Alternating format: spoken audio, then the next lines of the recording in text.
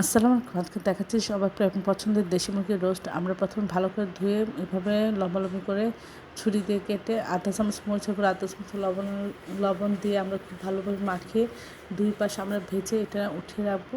তারপর আমরা একটা পেস্ট তৈরি করব। এক বাটি দিয়ে দিব পেঁয়াজ এবং অল্প পরিমাণ দিয়ে দিব হচ্ছে কাঁচামরিচ। একবার একটু পেঁয়াজ দিলাম, এখানে কিছু বাদাম দিলাম, তারপরে হচ্ছে কাঁচামরিচ দিব, এখানে স্টার আনিস, জয়ফল, জয়ত্রী আর হচ্ছে পোস্তদানা, শাহি জিরে সব কিছু একসাথে দিয়ে আমরা ব্লেন্ড করে একটা পেস্ট তৈরি করে নিব।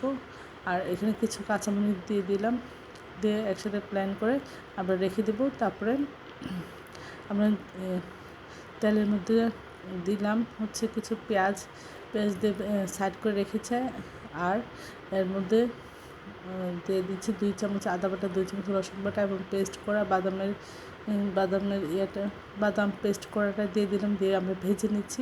তারপরে আমরা এর মধ্যে দিয়ে দিব আধা কেজি টক দই, বা আপনারা দুধের মধ্যে লেবু গুলিয়ে দিতে পারেন। তারপরে আমরা এখানে দিয়ে দিচ্ছি রোস্টের যে মশলা সেটা এবং 1 চামচ জিরা গুঁড়া।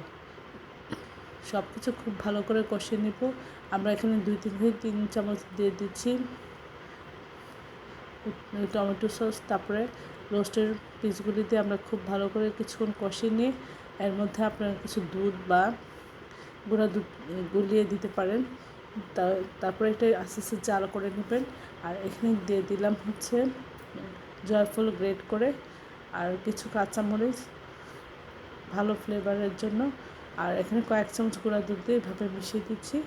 আস্তে আস্তে এটা এভাবে জাল করে নামিয়ে পরিবেশন করতে হবে। এটা খেতে অসাধারণ হয়েছিল। সবাই আমার চ্যানেলটি লাইক এবং শেয়ার দেবেন, সাবস্ক্রাইব করবেন, প্রয়োজনকে বেশি করে শেয়ার দেবেন। আমার চ্যানেলে সব রকমের রান্নার রেসিপি রয়েছে।